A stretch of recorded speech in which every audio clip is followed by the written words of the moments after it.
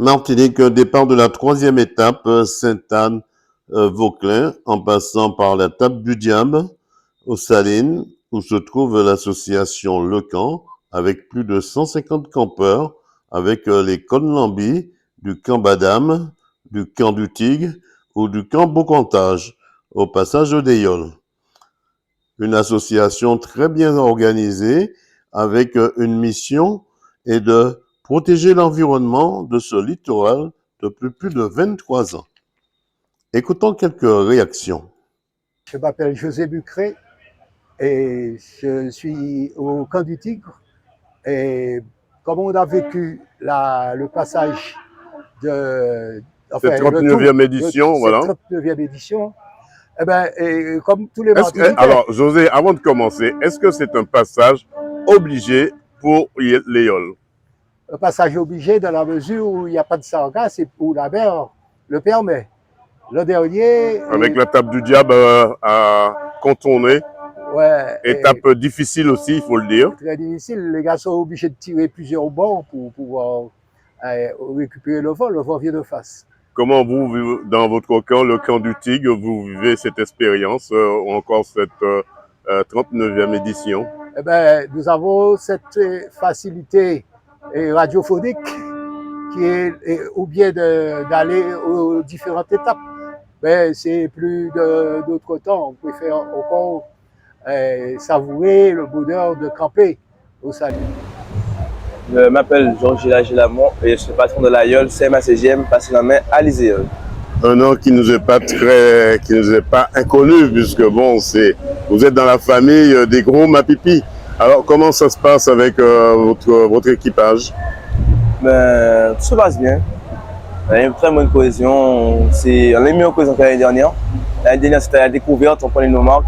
Cette année aussi, on prend toujours nos marques. Et pour l'instant, tout se passe bien. On finit 5e aujourd'hui pour Vauclin, alors que c'est une étape comme assez compliquée pour les conditions météorologiques. Il n'y a pas eu beaucoup de vent, donc on était quand même assez serein. Mais à part ça, je tire mon chapeau pour mon équipage, parce que c'est quand même une étape assez longue, qui a beaucoup de louvoyage. On a su rester avec le groupe de tête, avec Mapipi, et on termine 5e aujourd'hui. Comment vous avez su traverser la Tape du Diable, une impasse un peu difficile?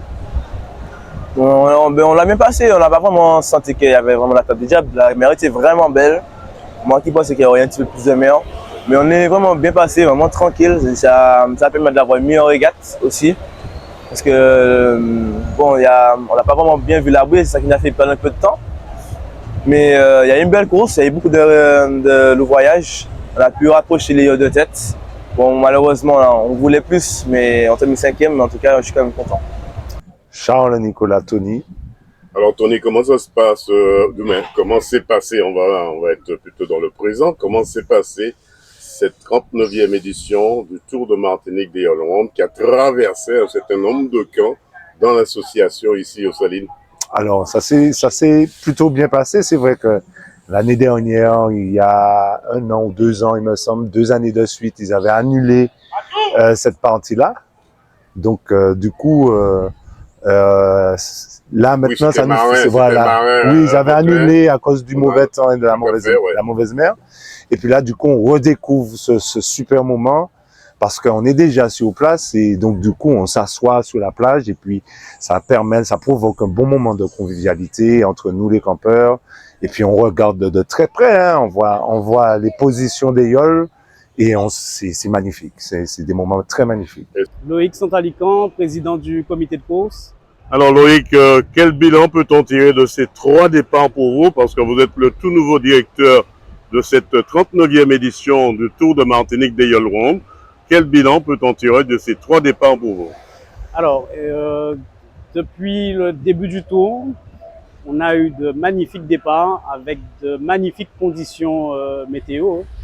La météo est très clémente jusqu'à maintenant.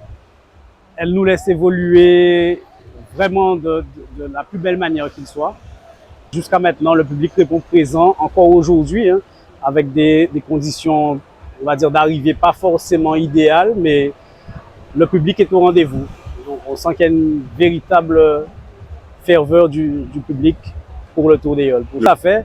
Et d'une manière générale, hein, Il y a eu de très beaux matchs depuis l'île, on va dire aujourd'hui, depuis l'île Cabri, les Cabri jusqu'à Macabou.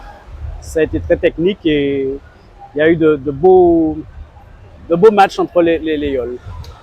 Voilà, une troisième étape qui, me semble-t-il, s'est très bien déroulée avec la victoire de la yole du marin, Sarah Autodistribution, et l'équipage l'UFR Chanfleur qui garde son maillot rouge de leader.